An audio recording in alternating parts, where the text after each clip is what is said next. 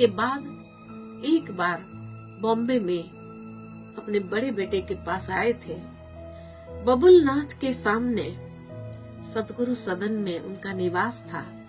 जैसे ही वहां पर आए तो बबुलनाथ मंदिर से एक पंडित जी आते थे गीता पाठ सुनाने के लिए, और गीता पाठ सुन रहे थे कि अचानक एक ऐसी खींच हुई दिव्य अनुभव की ओर। पहली बार जीवन में ऐसा हुआ कि पिताश्री जी सत्संग छोड़ करके उठे और अपने कमरे में गए। उनके बड़े बेटे की बहू ने सोचा आज पिताश्री जी को शायद कोई तकलीफ तो नहीं हो रही है, वो पीछे पीछे गई। तो उस समय क्या नजारा देखती है कि कमरे में पिताश्री जी अर्ध पद्मासन में बैठे हैं और ध्यान मग्न स्थिति में है, आंखें बंद है। वो खड़ी हो गई वहां सामने। थोड़ी देर में देखा कि पिताश्री जी के बंद नेत्र खुलने लगे और एकदम दिव्य प्रकाश आंखों से सारे कमरे को प्रकाशित कर रहा है। इतना अनंत प्रकाश जैसे फैल रहा है। फिर उनके मुख कमल से 3 महावाक्य उन्होंने सुने। पहला महावाक्य था निजानंद स्वरूपम शिवोहम शिवोहम, ज्ञान स्वरूपम शिवोहम शिवोहम, प्रकाश स्वरूपम शिवोहम शिवोहम। और ये 3 महावाक्य सुनने के बाद फिर वो प्रकाश चला गया, नेत्र बंद हो गए। और उसके बाद जैसे ही पिताश्री जी अपने ध्यान मग्न स्थिति से नीचे आए, आते ही पहला सवाल यही पूछा, कहाँ गई वो लाइट, कहाँ गई वो लाइट। उनकी बेटे की बहू ने सवाल पूछा, आप ठीक हो, क्या हुआ, क्या देखा आपने। कहा एक बहुत शक्तिशाली अनंत प्रकाश था। ऐसा महसूस हुआ कि जैसे वो प्रकाश मेरी ओर आ रहा है और जैसे मुझ में प्रवेश हुआ और मेरे मुख से कुछ उच्चारण किया, और उसके बाद वो लाइट वापस चली गई। कहाँ गई वो लाइट, कहाँ गई वो लाइट। तब उसके बेटे की बहू ने ये बात बताई कि ये 3 महावाक्य उच्चारण हुए हैं। परमात्मा का पहला दिव्य अवतरण, और परमात्मा ने अपना ही परिचय पिताश्री ब्रह्मा बाबा के द्वारा दिया कि मैं निज आनंद स्वरूप, मैं शिव हूँ, मैं शिव हूँ। मैं प्रकाश स्वरूप, मैं शिव हूँ, मैं शिव हूँ। मैं ज्ञान स्वरूप, मैं शिव हूँ, मैं शिव हूँ। और इस तरह से पहला दिव्य अवतरण परमात्मा का था। ऐसा वो दिव्य अनुभव। लेकिन उसके बाद जब वापस हैदराबाद सिंध गए तो वहां पर प्रतिदिन ये अनुभव होने लगा। प्रतिदिन परमात्मा अवतरित होकर के उनके मुख कमल से कोई न कोई महावाक्य उच्चारण करते थे और घर में ही एक सत्संग आरंभ होने लगा। अड़ोसी पड़ोसी मित्र संबंधी भी धीरे धीरे आने लगे और धीरे धीरे ये सत्संग बढ़ता गया।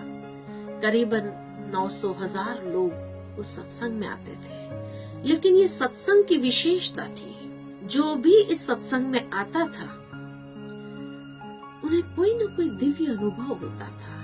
किसी को श्री कृष्ण का साक्षात्कार होता था, किसी को नारायण का साक्षात्कार होता था, किसी को विष्णु का साक्षात्कार होता था, किसी को सत्युगी स्वर्गीय दुनिया का साक्षात्कार होता था, तो किसी को महाविनाश की लीला नजर आती थी। काफी अच्छी तरह से लोगों के अंदर ये बातें फैलती गई। लोग धीरे धीरे उस सत्संग में आने लगे, उस दिव्य अनुभव को प्राप्त करने लगे। ये सत्संग जैसे बढ़ता गया, लेकिन फिर धीरे धीरे परीक्षाएं भी आई। कई लोगों ने ऑपोजिशन भी किया। पता नहीं दादा क्या जादू करते हैं, पता नहीं ऐसे कैसे ये दिव्य अनुभव कराते हैं, कि सत्संग बंद होना चाहिए। काफी परीक्षाओं से गुजरना पड़ा। उसके बाद पिताश्री जी हैदराबाद से कराची आए और सोचा कि अगर परमात्मा को ये दिव्य कार्य करना है, एक दैवी दुनिया की स्थापना करनी है, तो बड़ों को सुधारने से तो अच्छा रहेगा छोटे छोटे बच्चों के अंदर ये दैवी संस्कारों को सींचा जाए, ताकि आने वाले समय में यही आधार मूर्त बने। इसीलिए उन्होंने एक बोर्डिंग स्कूल खोला कि जिस बोर्डिंग स्कूल के अंदर आध्यात्मिक शिक्षा के साथ साथ उन्हें दुनिया की पढ़ाई भी पढ़ाई जाने लगी। उस बोर्डिंग स्कूल में लगभग 350 बच्चे थे, अलग अलग स्थानों से आए हुए, कोई हैदराबाद से, कोई कराची से, ऐसे लगभग 350 बच्चे। और उस बोर्डिंग स्कूल में उन बच्चों की संभाल करने के लिए कुछ माताएं बहनों को भी रखा गया था। उसी बीच पार्टीशन का समय आया और जैसे ही हिंदुस्तान पाकिस्तान का पार्टीशन होने लगा, काफी लड़ाइयां चलने लगी, तो जो उन बच्चों के माता पिता थे वो बिना बच्चों के लिए ही सब भागने लगे। ये 350 बच्चे पिताश्री जी के पास रह गए। 4 दीवारी के अंदर उनको इतना सुरक्षित रीति से रखा गया। सबके माता पिता तो चले गए थे। पार्टीशन के समय काफी हलचल मची थी, परंतु एक कलेक्टर ने बहुत सहयोग दिया कि बच्चों को कुछ भी नहीं होना चाहिए, और इसीलिए सब्जी, अनाज, दूध आदि सब घर पहुंचाते थे। काफी सहयोग देने के बाद 14 साल की ये तपस्या रही, 1937 से लेकर के 1950 तक 14 साल की गहन तपस्या।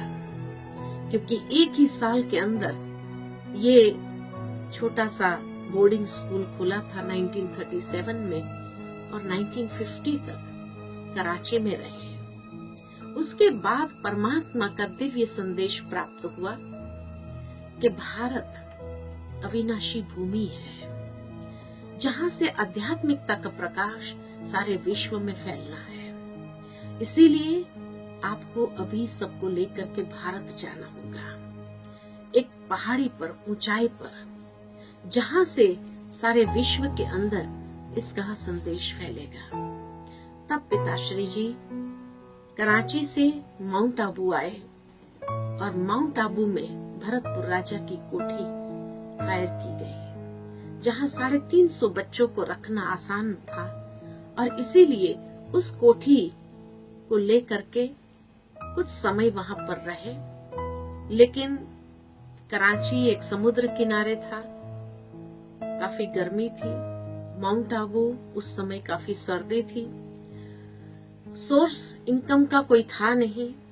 जो पिताश्री जी के पास कमाया हुआ था वही था, उसी से 350 बच्चों की परवरिश होती रही। इतना अखुट धन था, परंतु 350 बच्चों को 14 साल पाला और राजकुमार राजकुमारियों की तरह पाला। लेकिन धीरे धीरे परीक्षा तो आएगी कि ईश्वर पर कितनी निश्चय बुद्धि है।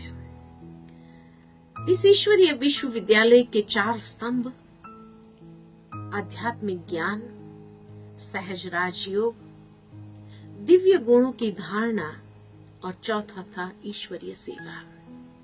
तब जब सुरक्षित रीति से माउंट आबू आ गए, तो जिन बच्चों के माता पिता भारत में थे उन्हें मालूम पड़ा कि हमारे बच्चे सुरक्षित आ गए हैं। तब उन्होंने पत्र लिखा कि हम अपने बच्चों से मिलना चाहते हैं।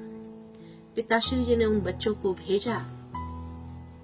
वो बच्चे जाना तो नहीं चाहते थे, क्योंकि एक सात्विक जीवन जीने की आदत पड़ी हुई थी, और जब उन घरों में गए तो काफी राजसिक तामसिक वातावरण को महसूस किया। लेकिन पिताश्री जी की आज्ञा थी कि नहीं, आप ईश्वरीय सेवा अर्थ जा रहे हो। जो आपने 14 साल में ज्ञान अपने जीवन में पाया है, उन ज्ञान रत्नों को बांटने का समय आया है। और इसीलिए जब वो गए, ज्ञान की मीठी मीठी बातें सुनाने लगे सबको, बहुत अच्छा लगा। फिर कुछ समय रहने के बाद जब उन्होंने कहा हम वापस जाते हैं, तब उन्होंने कहा कि नहीं, ऐसी ज्ञान की बातें तो हम रोज सुनना चाहते हैं। तब पिताश्री जी ने कहा किसी के घर में नहीं, अलग अगर आश्रम होगा जहाँ पर सब कोई आ सकता है, इसीलिए अलग आश्रम खोला गया। सबसे पहला आश्रम हमारा दिल्ली, लखनऊ, कानपुर और मुंबई, अमृतसर, ऐसे 5 स्थानों पर विशेष पहली शाखाएं खुली। काफी लोग धीरे धीरे उस आध्यात्मिक ज्ञान का श्रवण करने लगे, बहुत अच्छा लगने लगा, जीवन बनने लगा। और जैसे जैसे उस जीवन को इन बातों से सींचते गए तो बहुत सशक्त होते गए। ऐसे पहली ब्रांचेस खुली और धीरे धीरे फिर उसके बाद सारे विश्व के अंदर बढ़ता गया। विदेशों में पहली ब्रांच हमारी खुली 1972 में, लंदन में, हांगकांग में और अफ्रीका में। और उसके बाद फिर तो अनेक स्थानों पर जैसे जैसे निमंत्रण मिलता गया, स्थान खुलते गए और वहाँ लाखों भाई बहनें अपने जीवन को आध्यात्मिक ज्ञान से संवारते जा रहे हैं, अपने जीवन को बहुत सुंदर तरीके से सींचते जा रहे हैं। और आज करीबन 9 लाख जितने भाई बहनों ने अपने जीवन को आध्यात्मिक सशक्तिकरण करते हुए ज्ञान, योग, धारणा और सेवा से अपने जीवन को चला रहे हैं। तो इस तरह से ये ईश्वरीय विश्वविद्यालय आज इतना विशाल वट वृक्ष बनता गया। ओम शांति।